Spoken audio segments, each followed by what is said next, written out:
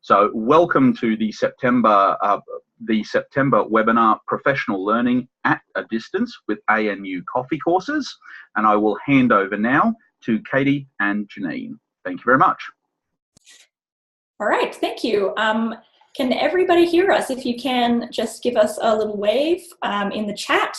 Quickly, we will be asking some questions throughout the presentation that we'd like you to respond to. So please have your chat ready. No, I can't see the chat. Here we go. Chat. Excellent. Yes, you can hear us. Fantastic. Thank you, Emma. Welcome, everyone. And our presentation should be visible to you now. And we're going to talk today about the coffee courses that we've been working on here at ANU. And just to give you a bit of, here we go. Bit of background on who we are. So that's me there, Katie Freund, and I'm a senior learning designer at ANU. We're in the central ANU Online team. And I'm Janene Harman. I'm also part of ANU Online. Fantastic. And so we are going to talk to you today about what the coffee courses are so that you have a background in the point of them. We want to talk with you about professional development and how that might work at your institution if you're willing to share some thoughts with us. And also we're going to talk to you about how the coffee courses are going and kind of the key challenges that we're having in implementing them. All right. So just to give you a tiny bit of context, Janene and I work for ANU Online, which is a central education technology team. So the team as a whole delivers the learning management system, the lecture recording system, Turnitin, and other systems like that. And additionally, our kind of goals are around improving teaching and learning using technology, providing training on using that technology, building courses, delivering online environments, and so on. So that's us. And before we get to kind of the detail of what the coffee courses are, I'd like to ask you a question. So as a team that delivers professional development, we really have a lot of issues that we have to address when we're delivering professional learning and professional development to academics about technology. So my question for you is, what do you think are the key issues around participating in professional development or professional learning for academics? What are the key issues for you in doing professional development? What are the key issues for your colleagues at your institution? What factors are the main ones? So I can see Liz has already written in the first question, which is time. Adrian, time. Emma, time. That's kind of one we thought would be there. I can also see Adrian put establishing the value. So why is this something important for people to do? And expectations from Kate. Kate, could you tell us a bit more about what sort of expectations you mean?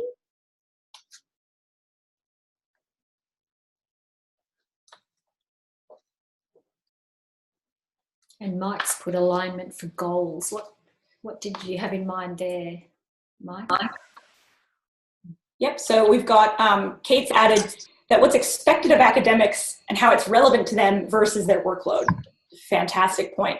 Prioritizing that issue of workload and where their time should be spent is a key concern for us. And Mike, did you want to take the microphone and respond?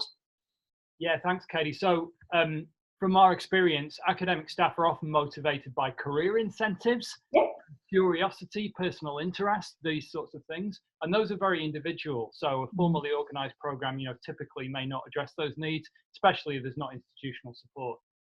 Absolutely. That's a great point. And flexibility is another one there. Yes, and then this creating something of value, like why should they give us their time, basically, when they have a million other things competing for their time. So that's kind of what we predicted, similar issues here at ANU.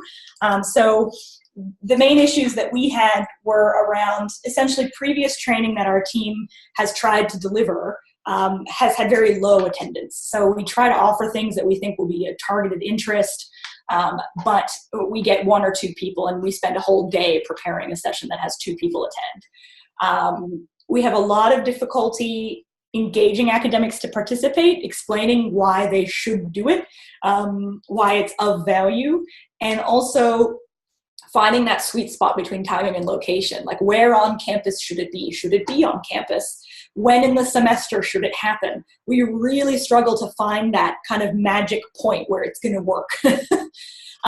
The other issue that we have is this kind of growing need for on-demand training. I need to know it right now, and you're not, it's the middle of the night and I need to know, so how do I find out? And the last thing that we really have struggled with is the transition from how to use a tool to why you should teach in a certain way or why you should use a tool. So shifting from a tool-focused approach to a pedagogical approach or a teaching and learning directed approach. So I like Adrian's comment, I'm relieved and depressed that the experiences are the same across the sector. I like that because it's not you, it's everyone. Everyone. It's a universal problem. Yeah. So this is just a little slide to tell you historically about why factors have been this way at ANU. So before recent times, our team only came into existence in 2015. Before that, there was only one person in the whole university who was responsible for this training. And it was mostly face-to-face in a computer lab, and it relied on PDF user guides. So you'd get a long PDF user guide, you'd have face-to-face training in a lab about how to use a tool like Moodle or like Echo 360. And that was just as much as they could do with one person. The academic development at ANU is also almost entirely face-to-face. And it consists of long courses of 10 modules. They're called decamods. And you have to sign up to do a whole 10 courses. So it's a significant investment of time. So that's kind of where we were coming from in terms of ANU's background. So let me just see. When do I hand over? No, I keep going. Okay. So what we did was try something that we hoped would address all of these factors. We're looking for that silver bullet, and we're getting there. I think we came pretty close. So the course that we're going to talk about is all on this open website that you can go to, anuonline.weblogs.anu.edu.au. We encourage you to go have a look now while you're listening. Essentially, we ran with the fabulous idea of Sarah Thornycroft, who is a learning designer at UNE in Armidale. And she kind of came up with this concept called coffee courses, which we really thought was great. And luckily, Sarah was kind enough to let us run with it here at ANU. So how they work are essentially like this. All the professional development is run through a blog, which is totally open. The idea is that the courses focus on things that are evidence-based, which is a shift away from our kind of previous how-to focus. We really wanted to say, we're not just telling you that this is the best way to do it. The evidence shows that certain approaches are the best way to do it. And really bringing in that pedagogical approach as well. The other thing we wanted was, compared to face-to-face and compared to the 10-module commitment of the other academic development, we wanted the barrier to participation to be as low as possible. People are busy, they don't have time. What's the shortest, quickest way we can get some information to them without taking up their whole life? So essentially what happens is we took what could have been a 2-hour face-to-face session and we broke it into chunks, 10-minute chunks. And each day during a week, so let's say we have a week where we study open educational practice, which was delivered by Adrian and Emma, who are joining us today. Monday, a blog post goes up at 10 o'clock with 10 minutes of content in it. And people can do a short activity associated with that, which takes about 10 minutes, or 5 to 10 minutes for the activity. So like 20 minutes at a time. Tuesday, same thing, 10 minutes of content, 5 to 10 minutes for an activity. And that happens over a week. So it's kind of chunked, which is conveniently leading into my next slide. We wanted to model what effective online delivery could be like, and we wanted to highlight the value of chunking content into bite-sized pieces so that we don't overwhelm people. The other key thing for the blog is the discussion. So really, we try to be really active in the discussion. We try to reply to comments as often as possible and really get a good debate happening, because this participants learn as much from each other as they do from us, probably more. We are not teaching academics. We're learning designers. So we can give advice in some respects, but other academics can give their peers great advice that we wouldn't have never tried. Yeah. We both come from a kind of artsy background. And, you know, we necessarily might not have techniques that work for an engineering lecturer or a maths lecturer, and so they can learn from each other. The other benefit of the coffee course is that there's literally no problem if you just stop doing it halfway through. You can do a huge engagement on every single day, or you can look at it and never comment. Doesn't matter. There's no drawback if you do nothing. Yeah. And the last thing is that it comes out every day at a certain time, 10 o'clock, coffee time. And it is a balance between being facilitated. We are active in the comments during the week of the course, but it's also self-paced because you can respond to the comments whenever you want, or not at all. All right, so I'm going to turn it over to Janene now, who's going to talk you through in a bit more detail what the courses were like and how they work. So yeah, so this is what the course looks like. If you've opened the website, you will have been taken to the coffee course. This is our landing page. So it's, as we said, it's housed in a WordPress blog. So it's accessible and open to everyone. And it's, I guess we just saw it as another form of training and to focus and give people a different context in which to do their training. We have set up other online training courses in our Moodle instance. But this is, as Katie said, is open to everyone, and it's just a bit of a, I think it's a bit of a more fun format for lecturers to get into, or people who are participating. So this is a quick look at the blog. We've tried to make it bright and attractive, and that's something we can't do in a Moodle instance, for example. This is more visually appealing for those participating and for us who are putting it up. We can make it a bit more fun and engaging for them. So we chose a blog format because it's open. Anyone can access and subscribe to it. It allowed new participants in, and it's also attracted people from other universities in Canberra and Australia, and we've even had some participants from other parts of the world.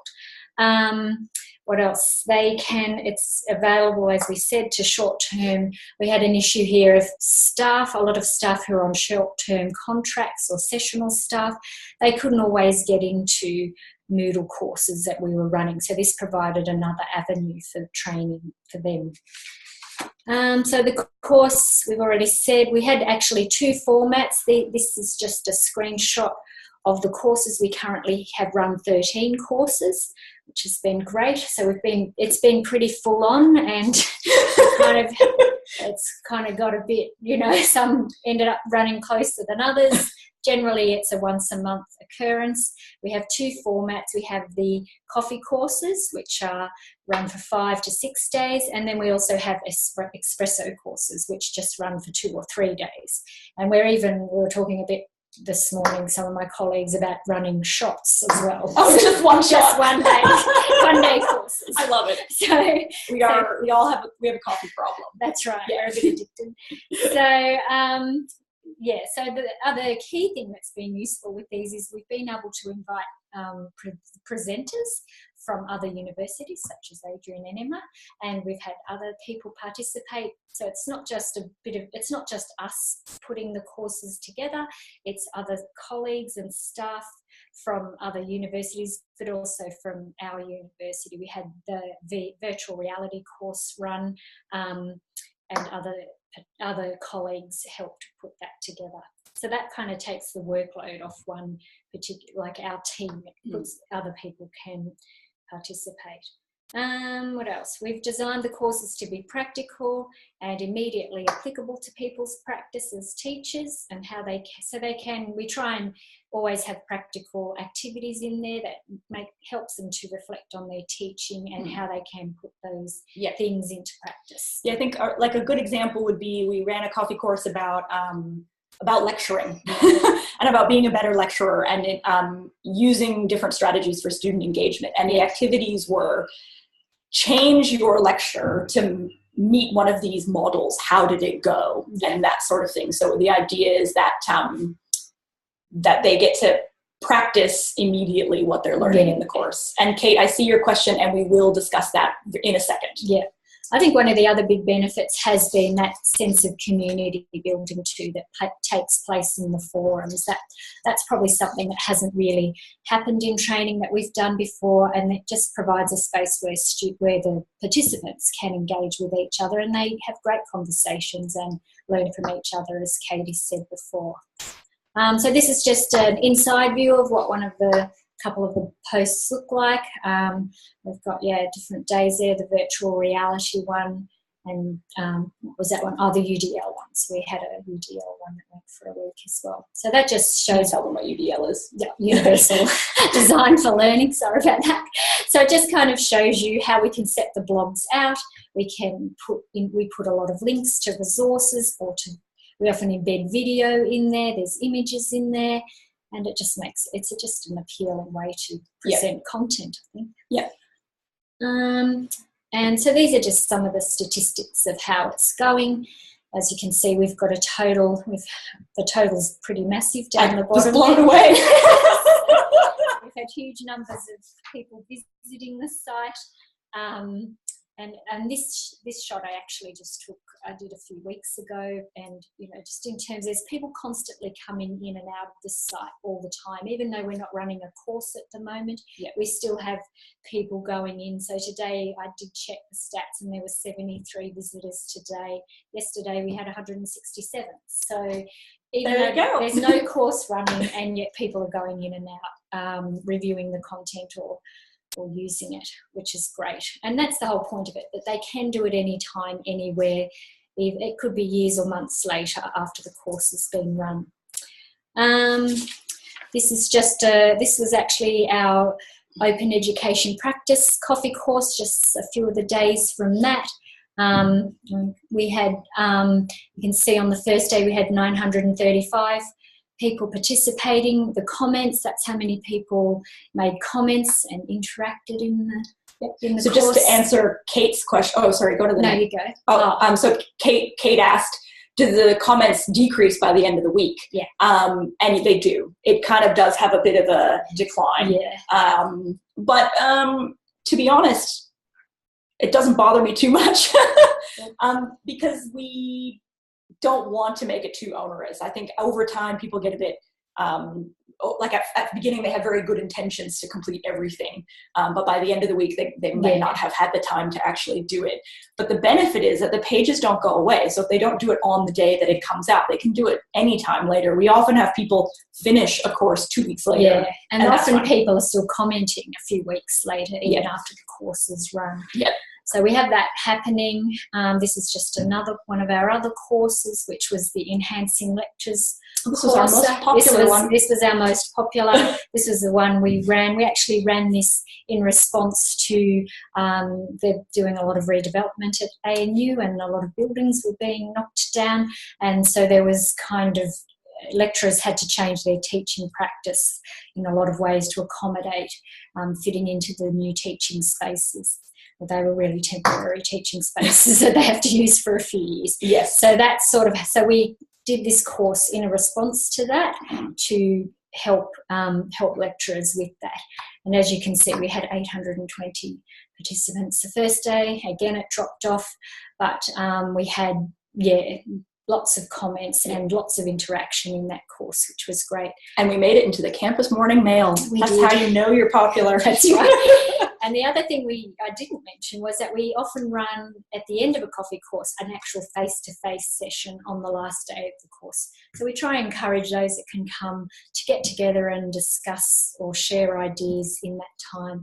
And that's been really good for people connecting and discussing their ideas for teaching, or what we taught in the coffee course or presented in the coffee course, how that was applicable to their teaching and how they could see those ideas being used in their teaching. Yeah. Next. Sorry, I'm just going through. So then this was just some feedback we had from some of the participants. We do a feedback survey at the end of our courses, and we get lots of great feedback. Usually, I don't think we've had anything negative, have we? So, nothing really overwhelming. No. We get a lot more negative comments about other modes of training that we do.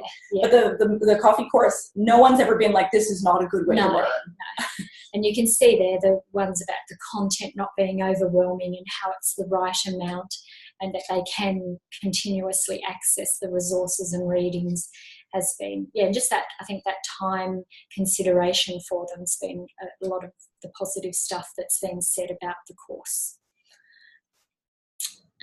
So I guess the significant benefits that we've seen from running the coffee courses, as Katie mentioned, reputational benefits. We get a lot of Twitter traffic, I guess. A bit of Twitter love, yep. Yes. I had to go and have drinks with the Vice-Chancellor last week. She did. Janene was personally invited to the Vice-Chancellor's house. To talk on the coffee course.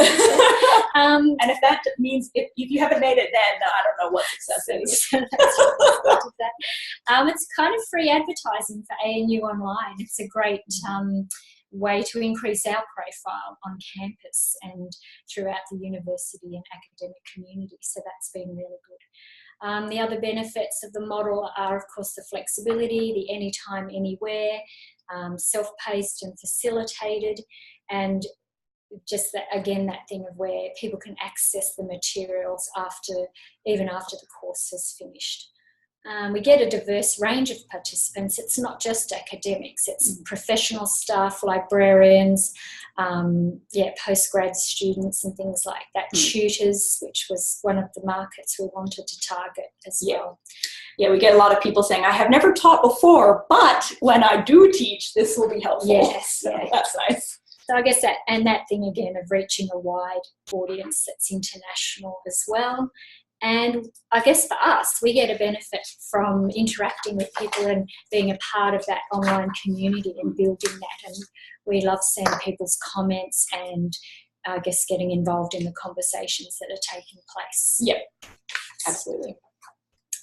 So some of the constraints that we have found, it is a lot of work. It does take a lot of time.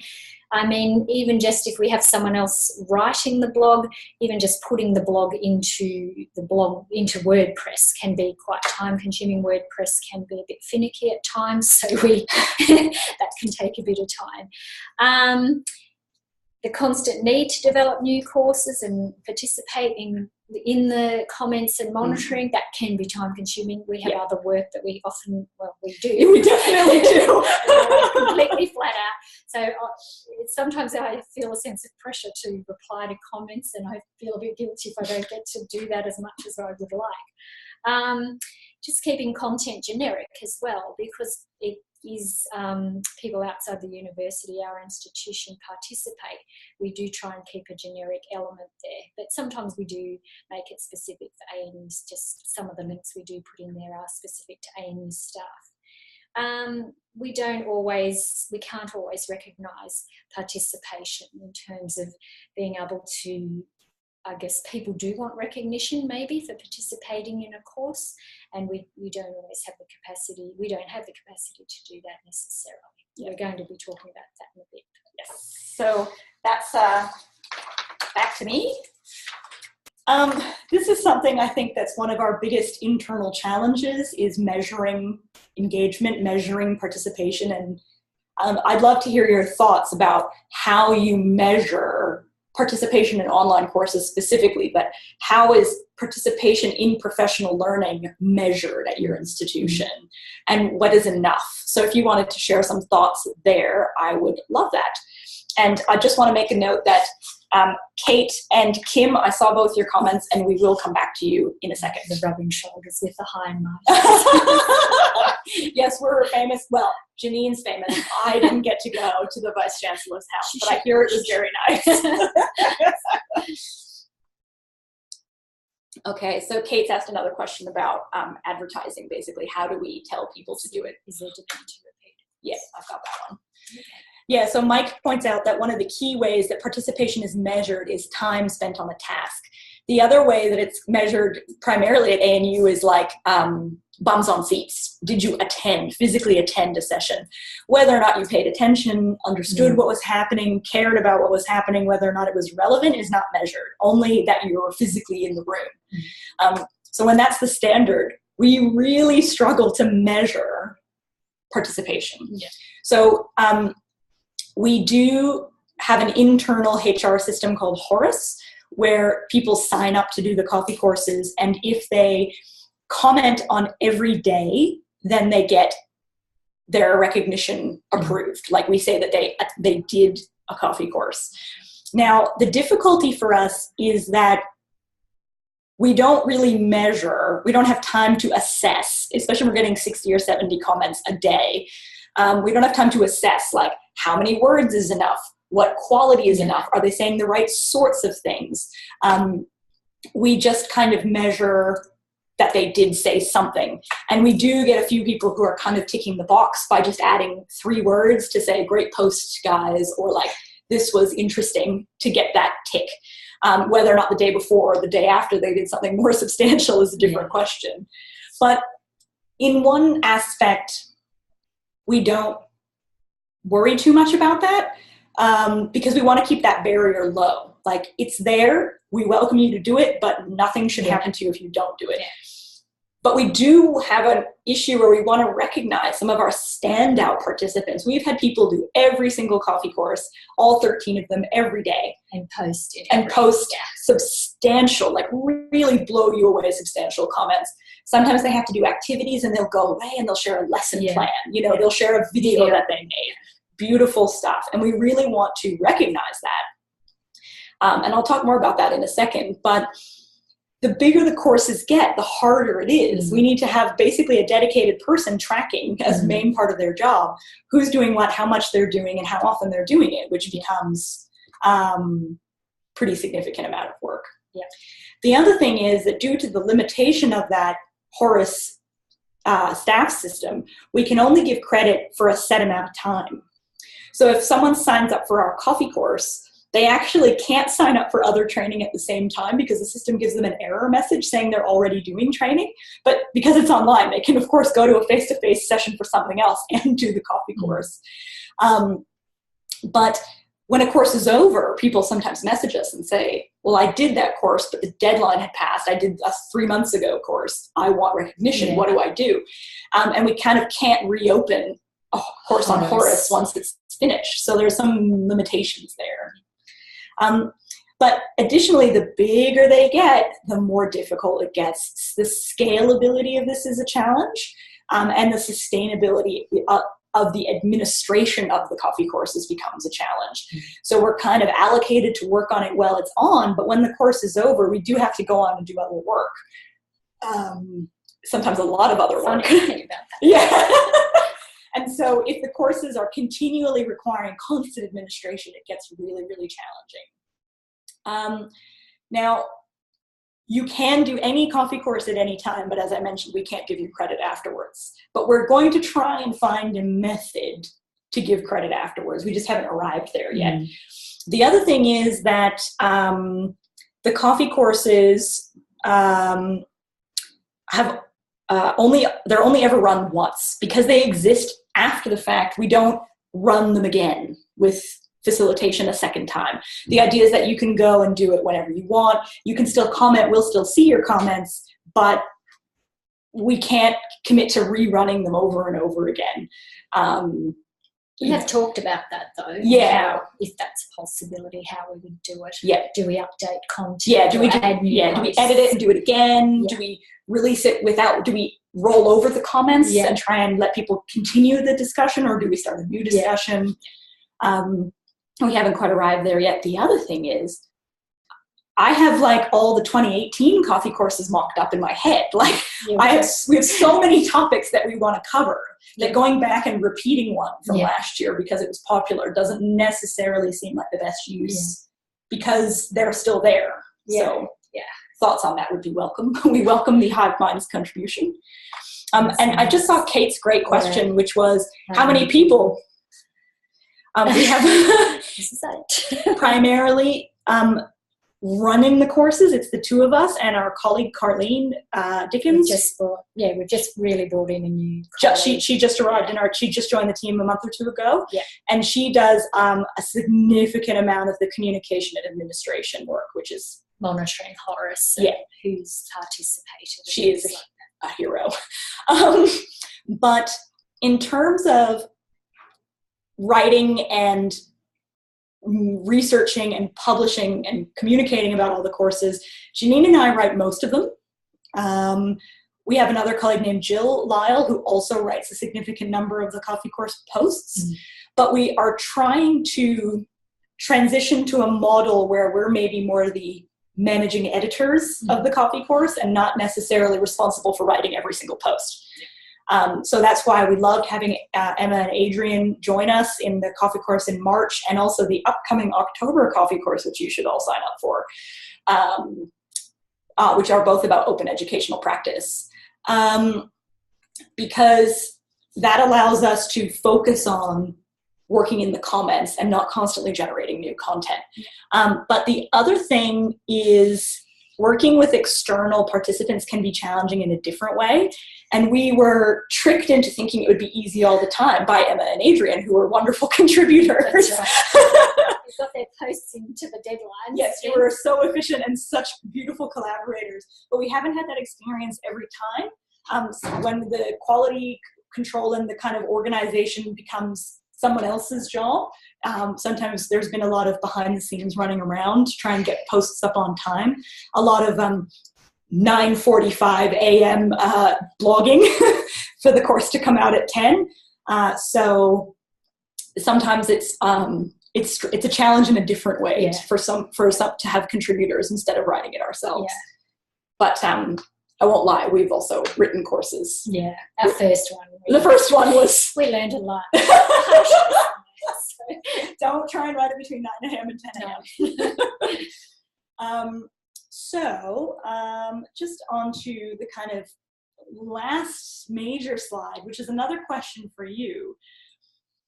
That the main comment that everybody said when we asked the first question is, what are the challenges to professional development offerings, was time. And someone asked a question, I think it was Kim asked what our budget was. There's no budget. There's zero budget. Just we sometimes do get to buy coffees for people. Yeah, that's right. We can buy coffees. We buy coffee. Yeah. So if you come to the face-to-face session on campus, buy your coffee. So it's $10 a month is the budget. Yes, we have to buy 3 coffees. Yeah. So because it's kind of all just our own work. And the other thing is we try to make it as lightweight, as easy to participate for everybody as possible, but the time that these academics are putting into doing the courses is still not really recognized as part of their workload.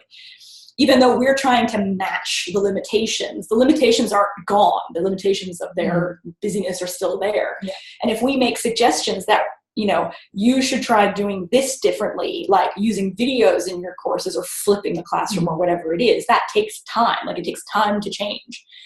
And that sort of time is not really recognized. ANU is a research institution, primarily. Teaching and learning is not an institutional priority in the same way it can be at other places. I know most universities struggle with that balance of teaching versus research.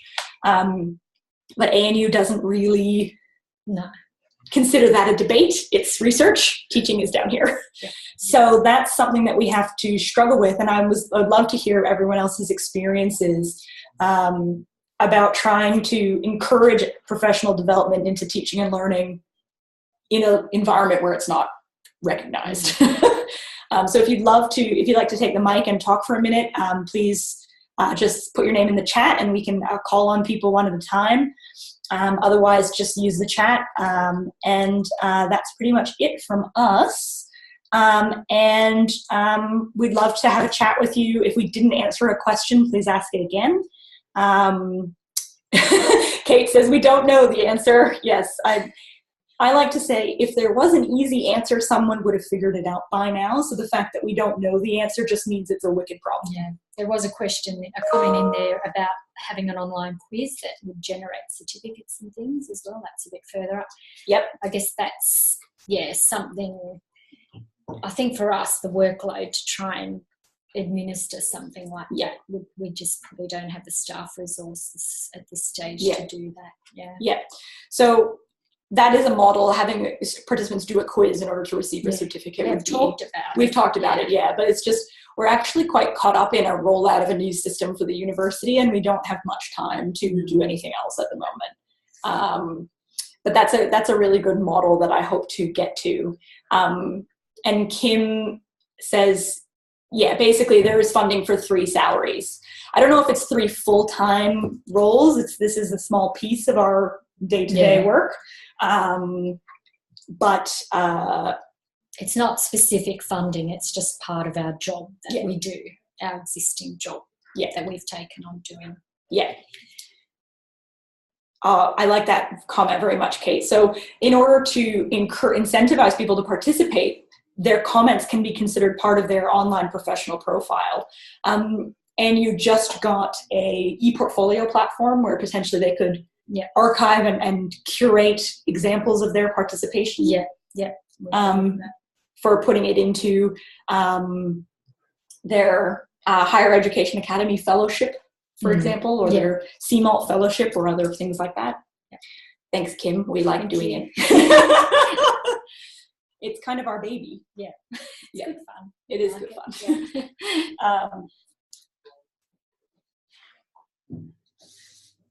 Thank you so much. Oh, yes.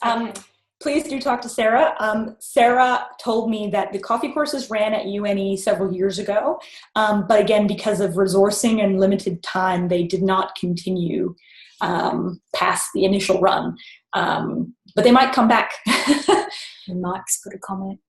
Mike, we are looking for guests. If you have a specific area you would like to share with us, that would be great. We love contributors. We have strict deadlines. Yes. But we would value suggested topics. If you think, I really love to know about X, we can find someone to run it. If you want to deliver one, contact us. Contact us. Let us know. Thank you for that. We are so happy. That's the coffee, Liz. It's just the constant coffee. This is going. We're really motivated.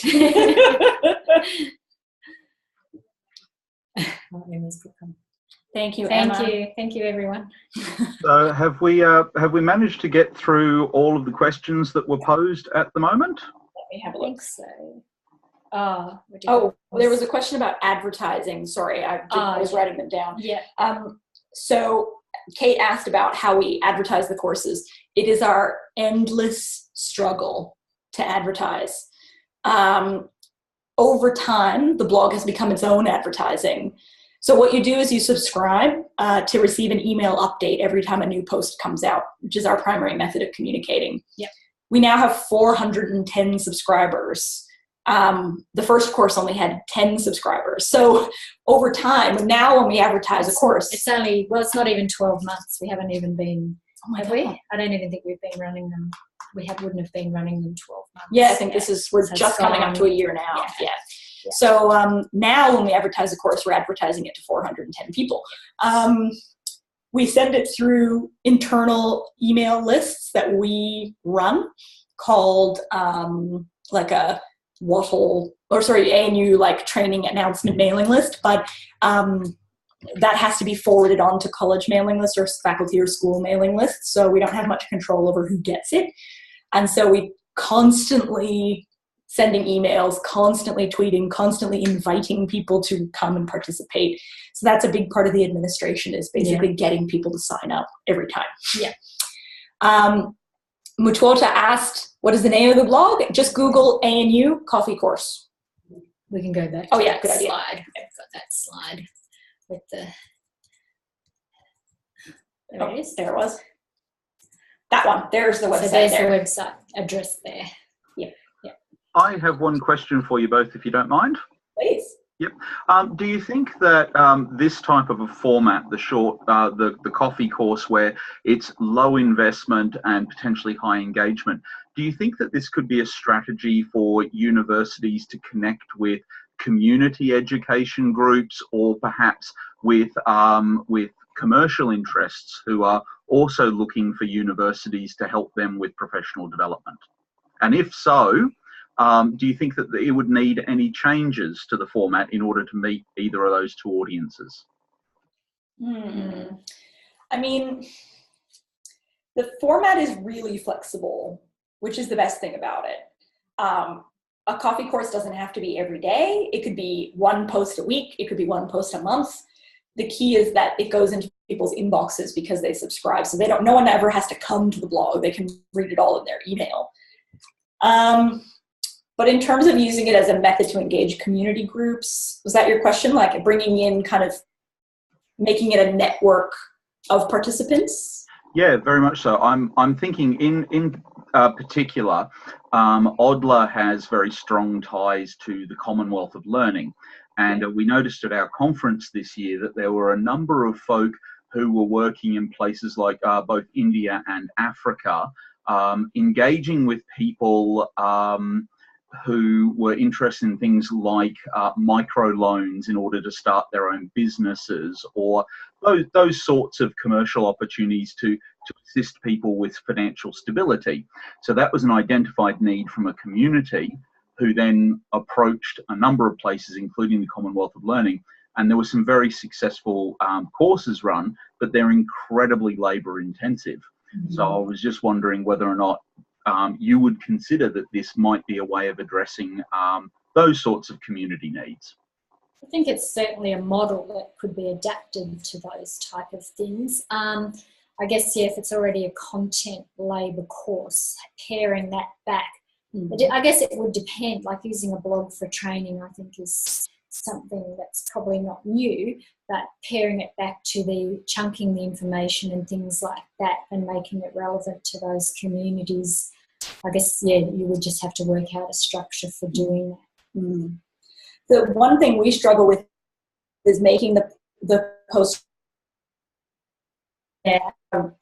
relatively strict word limit of it has to be less than 1,000 words per post, which equates to roughly 10 minutes. And every day we write this much, and then we have to constantly squeeze and squeeze and squeeze to get it down to 1,000 words. So there's a lot of editorial effort involved. So being succinct is a key thing in presenting the information. We do. I mean, and when we have guest presenters, that's often one of the challenges. They will send you a massive document that's meant to be a one-day post, and we'd have to 3 times too long. We'd have to send it back and say, sorry, you need to cut this down, or we have to go through and try and do it ourselves. So so there's lots of I guess challenges with keeping it to that time length. So I think if something is really content heavy, I don't know if the coffee courses are the right mode. I mean, you could do it, but you would be split. You would have to, I guess, break it down and split it up to a large number of days. We recently ran a coffee course which really ran over 2 weeks, and we did one lot and then waited a few weeks and did the next kind of instance of it. So it was 2 modules of the same course. So I guess it's just working out a structure to accommodate that content. And Kate's question, do you promote this via Moodle? Not really. There's a generic link in the login to Moodle that says click here to learn about training. And it would appear in that list, because we still do face-to-face training. We still do drop-in sessions and online user guides and self-paced online training. And we do all that other stuff too. But generally speaking, it's primarily advertised on the ANU website, on the Coffee Course blog, on the ANU online Twitter account, and through email. It's grown quite well. Now I feel confident that all of the courses will have a relatively consistent amount of participants. But yes. Did we answer your question, Adrian, about that? Most certainly. I was just waiting for the right time to provide the feedback that, yes, thank you very much. I mean, I think it would be great to do coffee courses for those type of things. I think, you're just working out how you'd structure it. Okay then, well, I'm going to do a final call for any questions as we start to wrap up today's webinar. So if anyone has any final questions, I'll open the floor.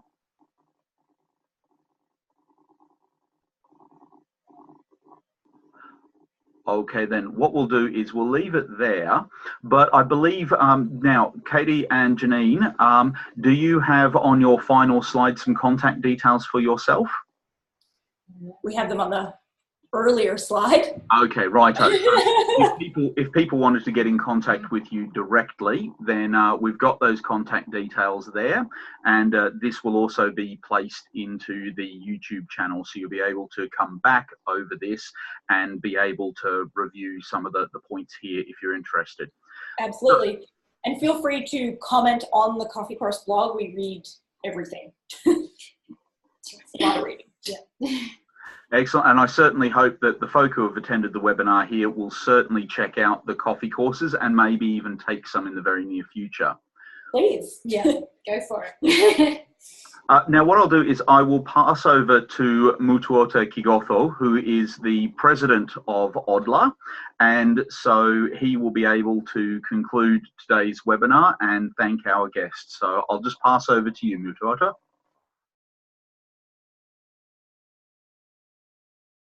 Yes, hello Adrian, and hello Katie and Janene. Thanks a lot for the presentation. I quite enjoyed myself. I'm sorry I was a little late. I got in about 7 minutes after you started, but I found it quite exciting and also challenging. I found it challenging because you did mention Sarah at UNE, and I was saying to myself, I have heard of Sarah, but I have not heard of this coffee shop business.